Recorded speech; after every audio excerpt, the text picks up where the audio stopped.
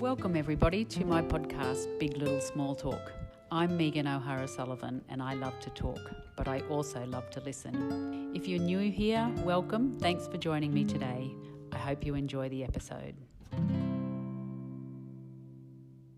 Welcome listeners, you're on Big Little Small Talk, that conversation show where we get to hear all about someone really interesting in the Toowoomba Region local government area. Now, I have someone, his name is Rory Hammersley Mather, but we just call him Rory H. Mather. Welcome to Big Little Small Talk, Rory. Thank you, Megan. Happy to be here. Yeah, now look, I want to start on a slightly somber note, because today is the 11th of September, 9/11, and that happened in 2001, and that was 22 years ago. So where were you 22 years ago? Can you remember 9/11 at all? I do. I was in a very remote island in the Canary Islands, and we didn't have very good TV reception or radio reception, but I wasn't living on a sailboat. My parents and I and my sister lived on a sailboat for 4 years when I was a kid, and we got a call from another boat saying something terrible had happened and to turn on the TV, and we had a antenna you could hold up and hopefully get a signal, and in Spanish we were hearing and seeing horrible images of the World Trade Centers falling down. So yeah, very iconic memory for me. Do you, as a child, were you frightened at all? No, actually, I don't think I fully grasped what the significance of it was at the time. But no, I definitely I recognised that it was a big event, but didn't recognise the significance geopolitically and the loss of life also was terrible. But almost too many lives were lost for a small boy of 11 to compute. So yeah. Yes, well, 3,000 lives were lost, and we remember the people in Morocco where 2,000 lives have been lost today so far, which is very sad. But Rory, you are a children's book author and writer and illustrator? No, not an illustrator. Can't draw at all. We'll get to illustrator in a minute. But I guess just from what you've said there, that about living on a boat, tell me about, as a child, living on a boat for 4 years and what your parents... do you think that kind of has stimulated your imagination? Yeah, I guess it probably has. So I moved onto the boat when I was 9.5 years old and moved off when I was about 13.5, and it really exposed me to other cultures, and it gave me a broader worldview than I would ever have gotten if I'd stayed in Australia. But also probably gave me a greater appreciation for how lucky we are to be living here in Australia, and how lucky we are to live in Toowoomba as the beautiful city that it is. And I know, like, growing up, so after that, coming back to originally I grew up before that at Beachmere near Caboolture, and we moved to Toowoomba because that's where my extended family were. And I know a lot of people, when they finish high school in Toowoomba, seek to move away and see the big cities and whatnot. But for me, I'd spent time in some of the biggest cities in the world, and I could just appreciate how beautiful Toowoomba was as a result, I think, and it just made me want to spend my time here. But in terms of stimulating you to become a children's author, do you think that played a role in it? Spending a lot of isolated time on a boat? Not as big a role as you'd think. I wasn't actually much of a reader for most of those years. I only really got reading shortly after 9/11, actually. I got reading because of the Harry Potter books, like a lot of people my age, but a friend of ours sat me down and was horrified I didn't enjoy reading books, and decided to rectify the situation. And I already owned a couple of the Harry Potter books, and they bought me the rest that were out at the time. They weren't all out back then. And sat down with me one day and said, all right, I'll read a page, you read a page, and we did that till my confidence grew. So I guess from that perspective, like, I don't know where... because books were always in my household. I remember distinctly when I was a little kid, my parents reading to me. We had a big wooden bookshelf my dad built, and I remember all the books, but I just wasn't into it. And I don't know whether, without that experience of a lady from Florida reading to me every day for a month, or reading with me every day for a month, whether I would have grown to love books the way I do now. And that's what you attribute to. Can we just go back to your parents? Because I'm probably closer to your parents' age than I am to your age. You're younger than they are, actually. Well, I want to know about a family that picks up their kids, their 2 kids, and goes and lives on a boat. Like, tell me about that. Well, it's always been my parents' passion, particularly my dad's passion, and he is a boy from rural New South Wales, and he moved to Sydney when he was a teenager, and that was when he was born in Sydney, but he moved away from Sydney when he was very small and doesn't remember ever seeing the sea till he was 13 years old. And then in his 20s he bought his first boat, and I think it was sort of a passion from there. He did a few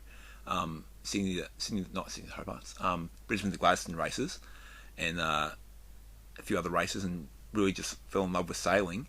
And back in that era, it was like using a sextant and using your compass and doing your own navigation, doing all your mathematics to work out your location. There was no GPSs. They are old. They're really old. Yeah, well, they're basically Captain Cook and yeah. Well, there's actually the same methodology that Captain Cook would have used. So, and I think so they set up to sail around the world in the 70s and got as far as Mackay before they ran out of money, and then they just decided that they wanted to do it. And my dad got very bad cancer when I was about 1 year old, and was forced to retire. But in the intervening years, they'd saved up a bit of money, and the time was now. So he built the boat that we sailed on. He had built a boat at that stage that he also built. So he sold that. Didn't think it was the right one for circumnavigating. So sold that. We sold our house, but before we did that, he built the boat we moved on to, Vamp, and we set sail. It was just I think part of it was that the near-death experience that he had, because he wasn't expected to survive that, and was pretty severely scarred as a result of it, made him want to, there was no time like the present to pursue your dreams. Wow, what an incredible story. And for you and your sister, like, how long would you spend without seeing other people? Not terribly long times. Like the longest time we spent on the ocean, open ocean, would have been, I think it was 22 days. But the boat was small in comparison to a house, but big in comparison to other boats, I guess you'd say. So you think from sitting here in this little room in Toowoomba, you think there's not many people doing this, but there are hundreds of people doing this, and probably thousands. And there were definitely other kids on other boats that we'd see from time to time. And we're always seeing people, mostly adults though. So I guess I was exposed to conversation with adults from a very young age too. Was life on the boat a bit like being in a caravan? You pull up and all they talk about is, where do you get the cheap cheese from? Where do you get the cheap... A bit like that from time to time, yeah. One thing that you discover when you travel a lot overseas, and like you're living in these countries for brief periods, but you're living there, is that we're so spoilt for options in Australia. Like I remember, not even in a third world country, I remember being in South Africa at one point, and this was when I was an adult in my early 20s. My parents had set sail again, and I went and visited them, and I wanted to make them a cannelloni, and I wanted to buy ricotta, and you couldn't buy ricotta in South Africa, so it's just sport for choice. Like most of the world doesn't have fresh milk; they're living on long life milk or milk that they're getting. If it's fresh, it's because you own that cow and that's your milk. So yeah. So I gather that your mother was happy enough to go on the boat. Was it a mutual thing, a mutual love? And there's always that, when you're coming into the marinas and, there's all these other boats and the wind's blowing and you're in danger of crashing into the other one and all of that. Was she a sort of a good, right-hand person? Yeah, I think so. I think she, Dad always said to her, like every birthday, like we spent our first Christmas overseas was in India. And he said, you know what? India's famous for its gold jewellery and silver jewellery. I will get you as much as you want, and it's pretty cheap, so you can do that without breaking the bank account. And so I think she benefited from those sort of things, and I think she also just enjoyed all the different countries and different cultures too. So I read somewhere that you've been on every continent in the world except Antarctica. Is that right? Yeah. Is this where you did a big reveal that you're sending me to Antarctica or not? Yes. Well, if I'm sending you to Antarctica, I'm coming with you because that is one place that I would really love to go to. So let's talk about then how you got a hyphenated name, because there's someone called Megan O'Hara Sullivan. It is the bane of my existence to have that stupid name. Have you always had a hyphenated name? I have. So it's a bit of a historical name. And my dad, both my parents and my wife, and my sister also don't really like it. It's my grandfather was born in India in the days of the British Raj, and his father had moved out to India and had a tribe of kids with his first wife, who sadly passed away, as a lot of people did back then, from something, I don't actually know what, but a disease of some sort, at a fairly young age. Young enough that he went back to England, remarried in the time that his kids were away at boarding school, and he brought his new wife out, who was a Hammersley. And I guess maybe to separate which kids were just the Mathers and which kids were the Hammersley Mathers, the ones born afterwards were Hammersley Mathers, and there was quite a tribe of them. But again, not all of them lived to adulthood, as was thing back then. But so it's a few generations, but it's something I quite like. I think it sounds distinguished. It's a terrible name to have to type on or write onto a form, and my wife and I recently had a baby girl, and we put in for the Medicare card, and she had to get her own Medicare card because it's too long to have on another card with another name. But yeah, it's a sweet story. So let's get on to the reason why you're here, Rory. You've written how many children's books have you written? Written, I'd say a couple of hundred. Published, I just found out today actually that my 12th book will come out in 2025. So, congratulations! Do we have a title? We or is do. that under wraps? Is it? We do, but it's one that I'm amazed no one's ever stolen before. So I'm not going to say it in case someone can beat me to the punch. It's all yours. We don't want it. Now I looked up some of the books that you have written. Was Rory the Lion the very first book that you wrote? No, the very first book that I wrote was one called Hansel and Gretel Zombie Siblings. So it's a bit of a darker tale, a bit of a fractured fairy tale. It's a genre, and the Royal one was up there though. It was probably like maybe the 5th or 6th book I wrote, but it's one that took years to get right. So, and I didn't call it Rory the Lion because of my name. I call it Rory the Lion because lions roar, and it's about a lion that can't roar to start with, and has a good character arc. It's a great story. You should definitely buy it. I will. Well, when I hear that there's 200, I think I might have to start saving up. So, I'm sorry if I'm going to ask you lots of questions that you've already been asked before, but of course, for someone like me, I want to know about the process. How do you come up with new ideas?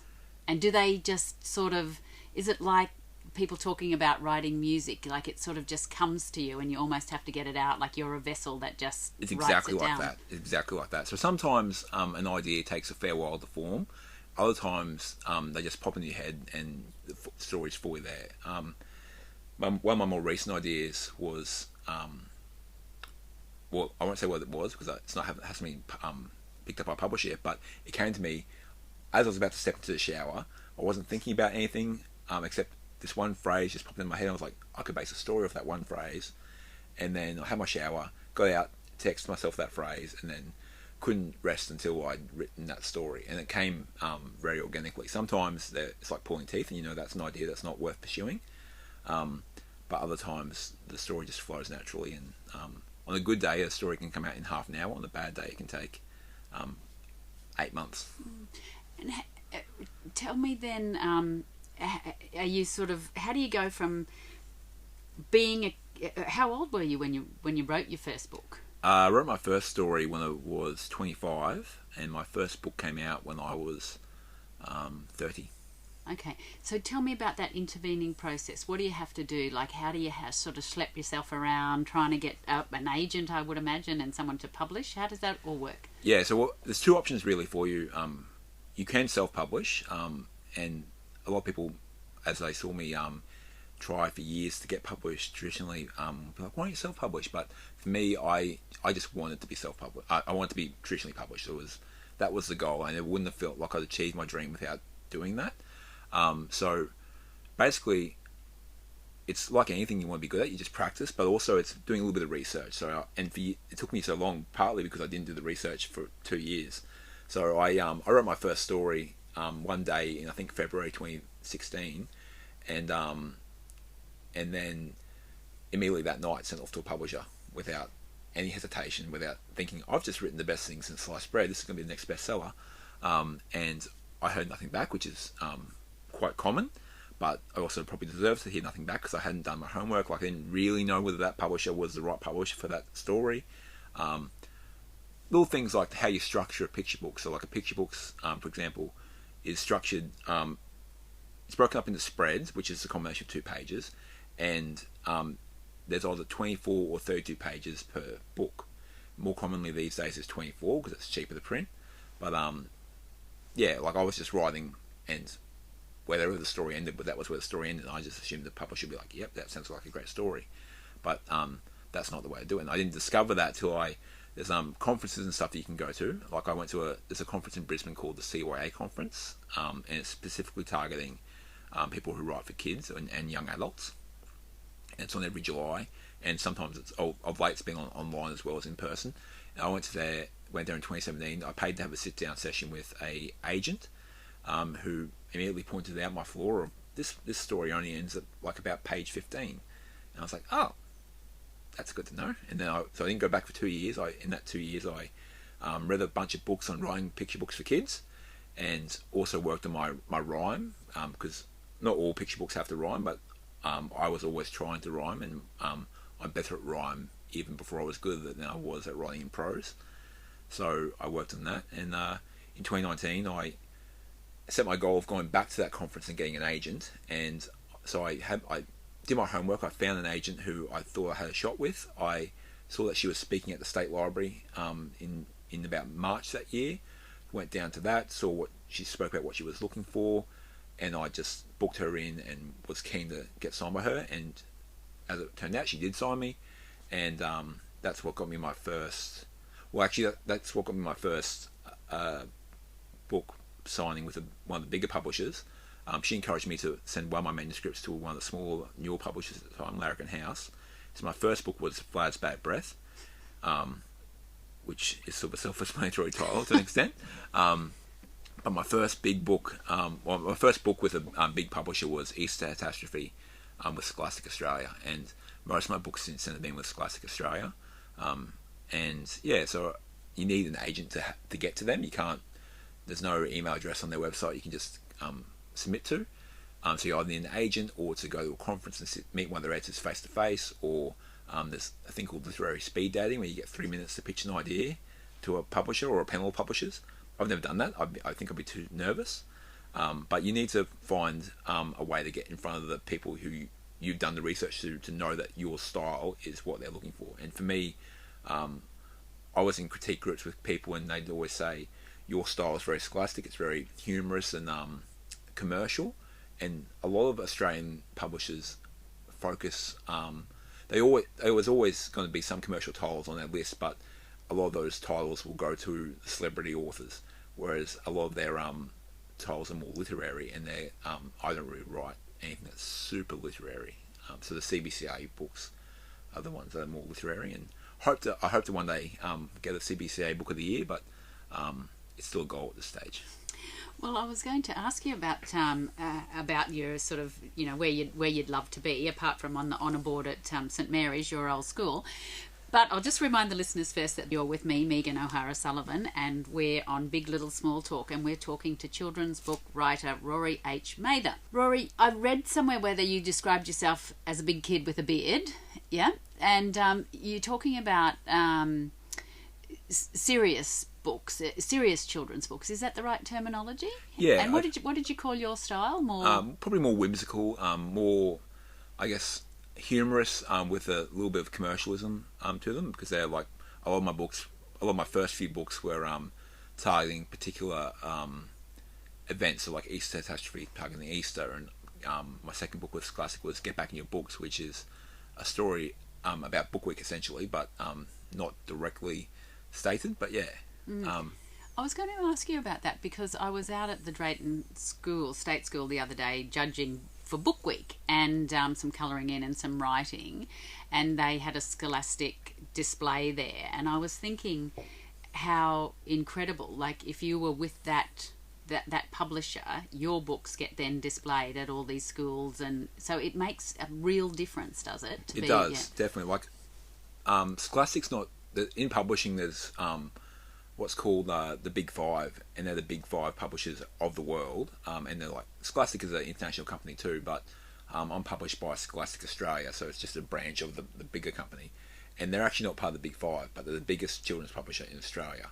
And that's because of, as you say, they have the school catalogues, and so they're getting into the schools. They not you don't have to be published by Scholastic to get into the school catalogue, but you have to be meet a certain framework. So, like, I've got a friend who's just published a book with Alan Unwin, and it's a very commercial title. It's called it's called Jawsome. It's a story about some rock and roll sharks. They're by day they're just regular sharks that go to school. By night they're rock stars, and so it's very funny, a very good read. I recommend it completely. But it's made it into the Scholastic School Catalogue because it's very commercial. Right. And how many pages did you say again? Children's books have to be 24? Picture books have to be 24 or 32 or 40. So it works out. Basically, the reason why they're so didactic is because when they're printed, and this is something that the average author at home doesn't think about, when they're printed on one big piece of paper that gets sliced by a machine and diced, and that the way it cuts it is it has to be a certain number of pages, and that's just what those are. So traditionally, picture books were 32 or...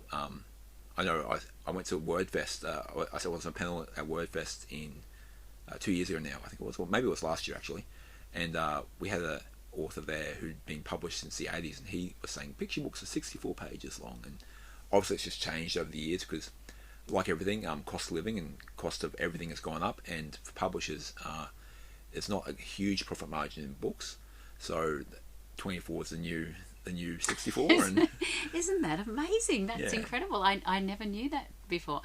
You know, when you were saying before about what you mostly write about, are you mostly is there like a is it a comical character, or is it a moral, or not a moral but a lesson, or generally I just aim to be comical because I my background is I used to work in public libraries, and I used to read picture books to kids, and I found that at that stage, that was in about 2015, 2016, and I discovered that the books that the kids enjoyed the most were the funny ones.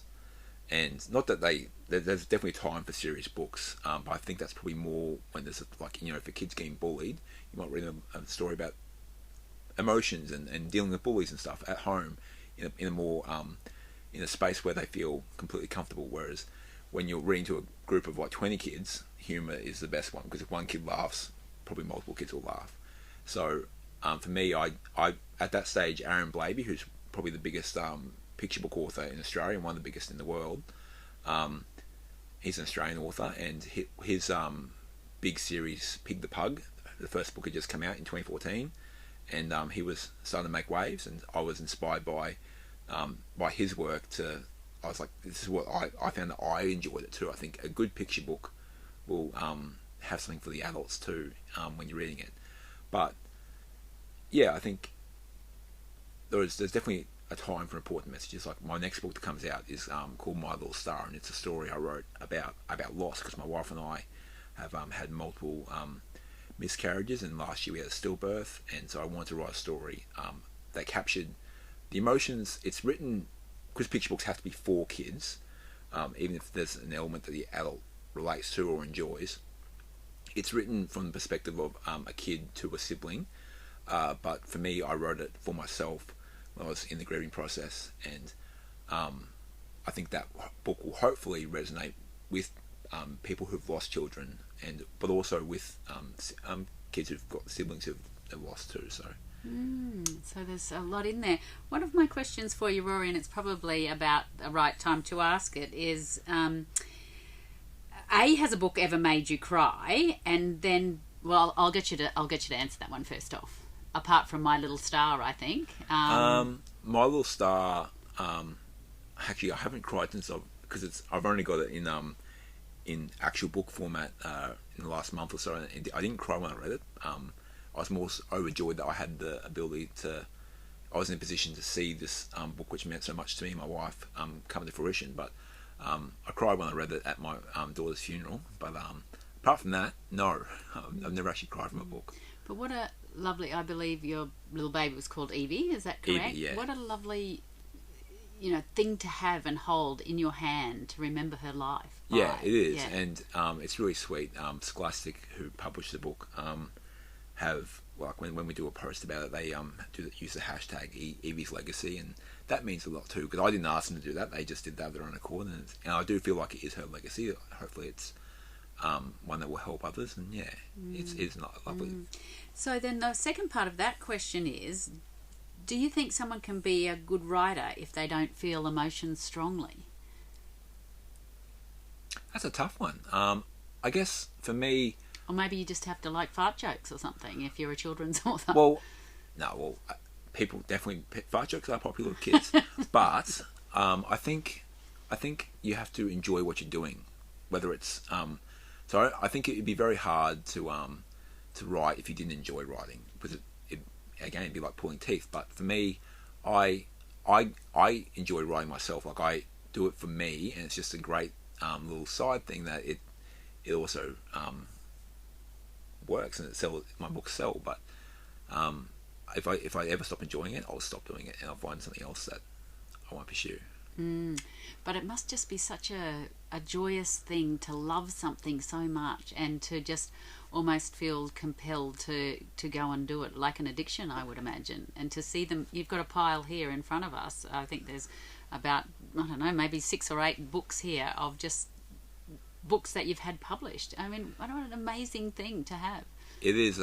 It's really, for me, I always wrote before writing picture books. I did always write. I used to want to be a rapper back in my early 20s. I never pursued it because I knew I wasn't good at rapping. But I always wrote poetry, and like my mum always used to request a poem for Mother's Day or her birthday, as it was her right. And for me, when I got that job working in public libraries and was re-exposed to picture books, and as I say, I wasn't much of a reader when I was a little kid, so I do remember being read picture books at like the school library, but they never really gripped me. And so when I reread picture books and rediscovered them as an adult, I was like, wow, this is the format that I love. And for me, it really is that. It's the format. So one question I get asked quite frequently is, will I ever write a chapter book? And I hope to one day do it, but for me, it's going to take me finding a book that really inspires me and gives me that passion. At the moment, it's just picture books, and I think maybe when my daughter Ada is a bit older and she's reading chapter books, I'm hoping that exposure to them will be what I need to branch out into that. It'll be you doing your research. That'll be reading them exactly. to Ada. So how important is it to find... Does the same person always illustrate your books?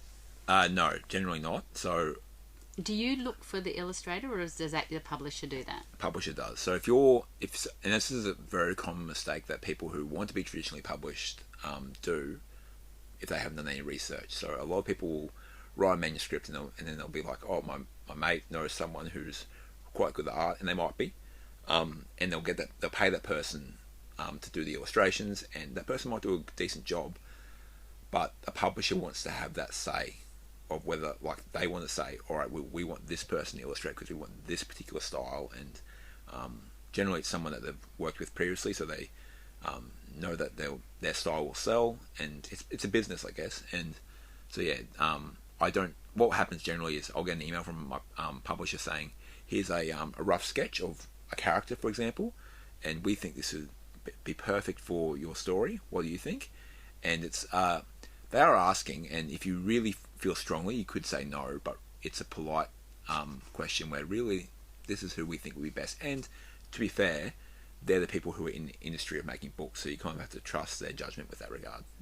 So when you see those illustrations, have you ever thought, no, that's not what I had in my head at all? Not for a finished product. I did once say no to a publisher. So a publisher, we were still looking for an illustrator, and they suggested someone. Basically what happened was they'd had a book that they'd been working with this one illustrator, and it just didn't work out for whatever reason. They didn't tell me. It wasn't my business. but they were determined to still have a relationship with this illustrator, so they wanted to see whether I'd be keen for them on my work.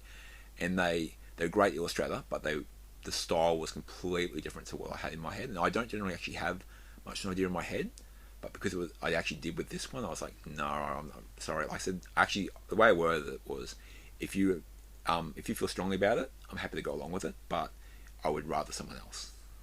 And did they cave? Yeah, they straight away said, oh yeah, of course, no worries. And but yeah, and that book's coming out now in early next year in 2024, and it did mean that the process took about 18 months longer than it would have if I said yes to that one person, but I think we made the right decision. Oh, great. And I suppose it's just trusting your judgment after a while, isn't it? Yeah. So I'll just remind the listeners that they're on 4DDB, and you're with me, Megan O'Hara-Sullivan. We're on Big Little Small Talk, and we're talking to children's book writer Rory H. Mather, who has written a total of... Nine No? Nine that are out or can be pre-ordered. Do they keep going in perpetuity? Like, are they always available? I hope so. If I become a bestseller, potentially. But no, I think generally, so a publisher will do a print run, and that varies depending on the publisher. But for example, my first few books with, as I said, Larrikin House, and their print runs were about 3,000 copies, and most of them have sold now. So I've got a stack of them in my garage, and to an extent, I started with a stack that I was, going to schools and selling them and stuff. But at a certain point, I just want to keep a small stack that I can just have in perpetuity for my kids and my grandkids and my grandkids, because I'd like to think they'll be around for a long time. Exactly.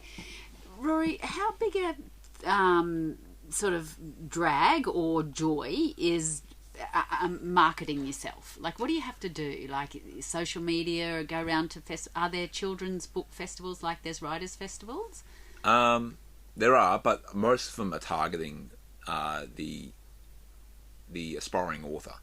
So there's a few festivals like Somerset Rise Festival, which is one on the Gold Coast every year, which is targeting kids, and it's at our school.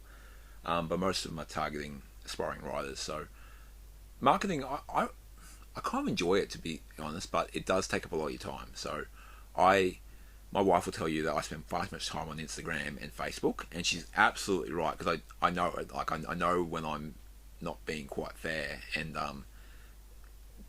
not giving enough of my time to my family. But it's one of those catch-22s where you have to be putting yourself out there, and you have to be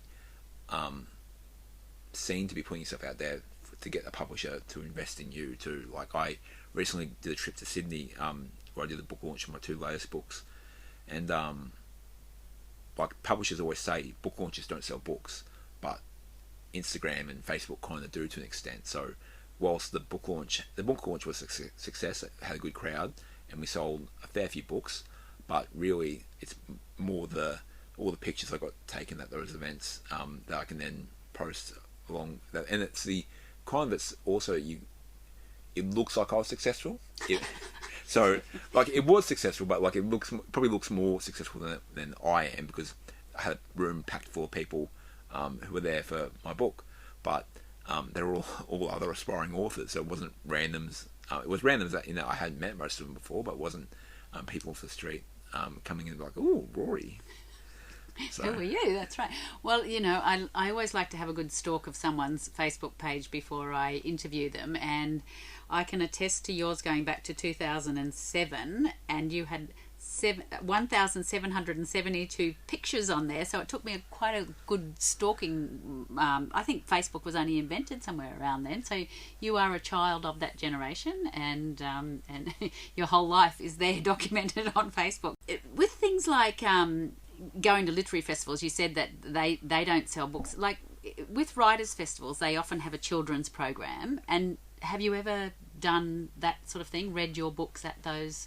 I've done a lot of school visits, so actually I have, but less so at a big festival. So last year I went to up to Gympie, because I forget what shire Gympie's in, but that shire council had put on a Rise event, it was across a few days, and it was kind of like Wordfest, and it was multiple events all around the place. And one of the things they were doing was getting a bunch of authors.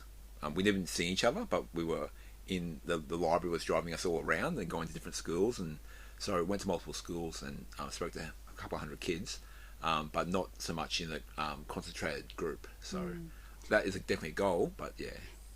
So then how does that translate into book sales? Like, and can you track that? Do those kids then go home and hopefully say to their parents, hey, can you buy me this book? Or hopefully. It's hard with my first publisher. I could sell the books directly, but that is also a lot of work lugging. You got to put all the forms together yourself and then lug a couple hundred books, or hopefully a couple hundred books, to a school somewhere in some far distant place.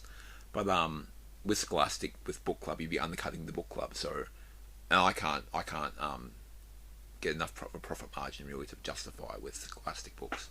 So I don't.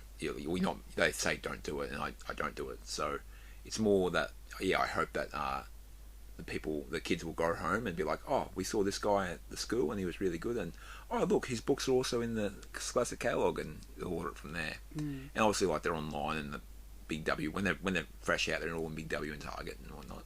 So they are being sold in big chain stores like that, not just bookshops. Yeah, and the bookshops would obviously prefer, and I would prefer too, because bookshops sell them for slightly more than Big W and Target, and obviously we want to support the small businesses, but I guess at the end of the day, it's probably best that a family have a book, rather than if the option is buy the book for $10 at Target or Big W, or don't buy a book, buy the book at Big W or Target.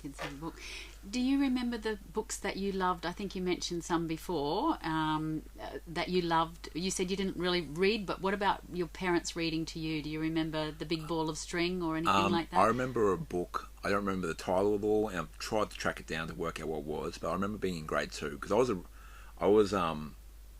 a kid who was in special learning difficulty classes, because I wasn't bright, and they wanted to keep me back in grade 1. My parents said no. He should move into grade 2, and the school I was at really supported me, and they had me, took me on my regular classes and had me doing special classes. And I remember reading a book. All I remember was I'm sitting in bed with Mum reading this book about a fat cat. It wasn't a picture book; it was a chapter book. But I just remember this book about this fat cat, and I can't work out. I remember it was like a ginger cat. But that's about all. I don't remember the story. Just there was a fat cat, and your parents can't remember it either? No. So no doubt hopefully some librarian listening to you will know exactly what I'm talking about. This would be 1997 for context. And I've often thought maybe it was Lee Hobbs has a book about a fat cat, but I don't think it was his books. Maybe one day you'll come across it and you'll see it and just remember. Yeah, that's an incredible story, isn't it? I've read a couple of other things about you, Rory. You said you've got a lisp, and that makes saying your name, Rory Hammersley Mather, very difficult. Is that correct? Yeah, particularly the Rory part, having 2 R's in it's literally half the name. So I've gotten better over the years, but I remember doing speech pathology in grade 1, and back then I think I've got friends who are speech pathologists now, and I think the science has really improved a lot since 1996, because they had me picking up hundreds and thousands off a plate with my tongue, which was just to improve my tongue strength, I think it was, because my tongue protrudes past my teeth, and that's what causes the lisp. I don't know how much success that was, but I think the more public speaking I do actually probably improves my lisp the most. But every now and then I always get nervous and it becomes really pronounced, and there's nothing you can do in that situation. And I don't know, does it need to be improved? Why? Well, I guess it doesn't. I'm too far gone now, but I actually remember, so I did speech pathology in grade 1, and then promptly forgot about it. And then so I moved on the boat partway through grade 4, and then came to St Mary's in grade 9. And I remember being in line for a maths class and someone being like, "You've got a lisp." I'm like, "No, I don't," because no one had mentioned it in the intervening years, and I didn't hear it myself. It's so much harder to hear it yourself. I hear it more in recordings than I do day to day. So yeah, it's something I hadn't picked up on, and then I was like, "Oh, I do." So, maybe I do. What about your love of potatoes? Tell me about that.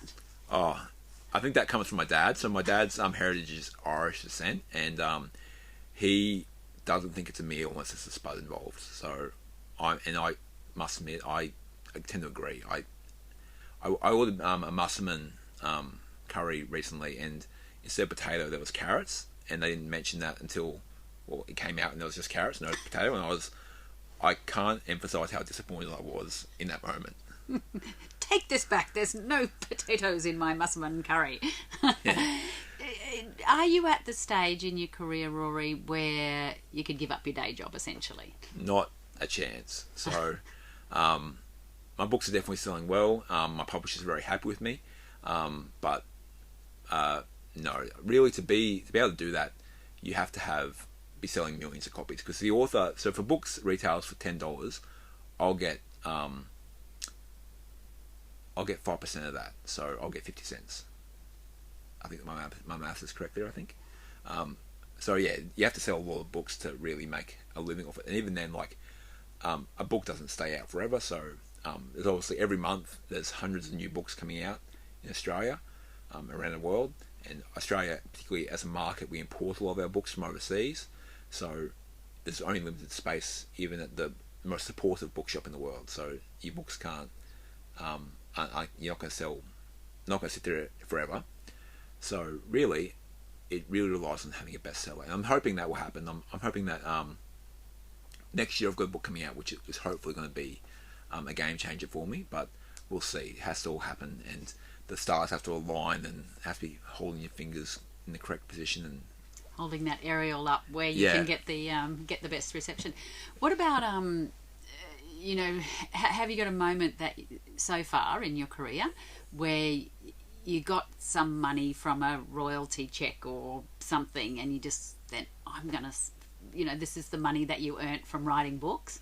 The first bit of money I ever earned from writing books was when I came third in the competition, and I won $100. No, I tried my wife's got an accounting degree, so she manages all our finances. So she would be strongly against us going and spending all the money. But definitely, I think whilst I can't retire on the money, and whilst I have to keep working full time, it's definitely supplements my income. One thing that I think a lot of people don't realise is that an author doesn't just make money from the books you buy. We also make money from the books that are in public libraries and in school libraries. So the government has a fund that's targeted towards artists and the arts, and so it's called ELR, Education Lending Rights, and Public Lending Rights, PLR. And so every year the government can, through their databases, can track how many books are in your school libraries and your public libraries, and they sort of treat it as if those are books that we've taken out of the market, and we will reimburse you for what you potentially would have made if they'd been in the market. And so that's a good little fund. This year, my first year, it works out that you have to register your book, and it they have to be out for a few years before you get paid anything for them. But my first year I earned, I think, $700, and my last year I earned close to $5,000. So it was nice. Yeah, I was like, woo! And the trend is your friend, Rory. We're tracking good. I think that really, I got a friend in the UK, and obviously it's a much bigger market. But he's also just an author, not an author illustrator. I think if you're an author illustrator, you've got a much better chance, because you're getting 10% of the royalty rather than just 5%, and you get a higher advance because it takes a lot more time to do the illustrations. But I got a friend in the UK, and I said to him, how do you afford to do this full time, particularly in the UK, because it's so expensive to live there? And he said, my ELR PLR is great. And to be honest, he did have the 5th highest most borrowed book in the UK last year, so he's probably doing pretty well. But I think I think it's a dream for most of us, but it's a dream that will probably stay a dream. But you got to have the dream anyway. Have you ever had that moment, say, where you've gone over, not to a friend's house, but someone that you didn't know, and there was your book there, or something like that? A weird moment like that? Yeah, I've had moments like that, or moments where you get recognised. It's a very small market, and but I do splash my face over social media a bit. I had a moment. It was quite funny because it was completely for a moment I felt like, oh my goodness, you're famous. And then context came into play, and I realised what was. My wife's originally from Stanthorpe, and at one point last year we popped into Stanthorpe and went to a local cafe, and the lady who served me was like, "You're Rory H Mather," and I was like, "Yes, I am Rory H Mather," but turned out context-wise, she did know who I was, but she knew me because she follows my wife's sister on Instagram, and my wife's sister's posted a few things about me, and I think she follows me too. But it wasn't a complete stranger on the street. I'd take that, Rory, if I were you. Thank you. Yeah, I will. yeah. I often tell the story about saying, how did I know someone? And I kept saying to her, I know you. And after a while she said to me, look, I'm going to tell you something. I don't think you're going to like it. And I said, what? I could know you. And she said, I work at Dan Murphy's, okay? So that was how I knew her, from going into... Oh, really? So I should have stopped while I was ahead. Rory, we're running out of time, of course, as I always do. I'm fascinated by your story. But this might be a good question for you. If you were a circus character, which one would you be? I thought long and hard about this question when you sent it to me this morning. And I'd like to say the strong man. But I think in reality, my talents, I'd probably be more likely to be the person that runs out when they dim the lights and moves the props around for the next act. I think this is more likely. Why? What do you mean by that? I don't know that I'd do too well on the center stage. I'd like to be the main funny person, but I think I get stage fright, and the lisp would become really pronounced, and yeah. How interesting! Yeah. What about something that made you smile today, Rory? You've got a new daughter. I know that she probably gets a fair bit of love. So the first thing that made me smile this morning was I skipped gym this morning, and the first thing that made me smile was going into her room when she wakes up, and I flick on her light, and she realises, she's awake, but she's like, oh, Mum's here or Dad's here, and the smile that she gives you then is just so precious. So that was the first thing that made me smile today. Was the first time I saw her this morning. Second thing, and then probably the thing I'm smiling about this afternoon, is finding out about book 12 being offered. I haven't signed the contract even. That's how fresh it is, but I'm excited to see that one come out. It's a good day, 9/11. Good day for Rory. What about the worst pickup line you've ever heard? Oh, so... You're a young person. You have had a few pickup lines. I have heard a few pickup lines, but I've been married for a while now, and with my wife for even longer. So I asked around with my colleagues and everyone I know. I was messaging everyone on Instagram, like, "Hey, you're still dating people? What's one you've heard?" And I heard this one today, which I think is both cringy and brilliant. And it was, let me think about this. Okay, let's get this right. I'm going to report Spotify because you weren't on my hot singles list last week. And that's it. That's it. I haven't, poor delivery, but think of it in the context of if you're on Tinder, say, and someone messages you saying, you weren't on I need to report Spotify because I didn't see you in the hot singles list last week. Like, I think I was like, pretty that's clever. Pretty cringy, but not too bad. What about in 3 words? I am ... Someone to watch. Someone to watch. That's great. I love that. Yeah. Okay. Now, my last 2 questions, Rory. If you listen to this podcast, you will know what the second last one is. It is, who is your most favourite royal person? They don't have to be British, and they don't have to be living. So I again thought very long and hard about this, and I went with Caesar Augustus, Octavian originally, and I respect the way that Octavian got absolute power, but incrementally. So he dismantled the Roman Republic so that it became the Roman Empire, and had emperors for the next 400 years. But he did it in such a way that no one protested or realised he'd done it until he'd done it. So, right. Is that how you're taking over the literary world? Just one book at a time. One book at a time. All right. I like the someone to watch, Rory. I definitely think you are someone to watch. So thank you for that. All right. So I know from your Instagram and your Facebook that you're a fun-loving person. You love to dance. What's the song that can't keep you off the dance floor? There's a huge list of songs that can't keep me off the dance floor because though I can't dance, I do enjoy doing it. But I've decided on Low by Flo Rida featuring T-Pain. It's that one that goes, apple bottom jeans. Boop. Yeah, anyway, I'm not going to sing it because I can't sing. But Leroy will find it for us. But that sounds like a great song to illustrate your life. Do you think? It'd be one that would get me on dance floor at any wedding ever, even if no one else is on that dance floor. You're a lone dancer. Well, Rory, it's been a joy hearing about your process today and how you get there. I mean, all we got to do, listeners, is just watch out for Rory H. Mather and his children's books, because he is someone to watch. And thank you for being my guest on Big Little Small Talk. Thank you so much for having me, Megan. Thank you.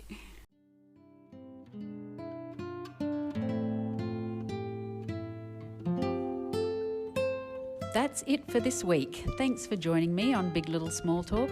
I hope you can make the time to join me next week. If you've enjoyed this episode, please subscribe on your favourite podcast app.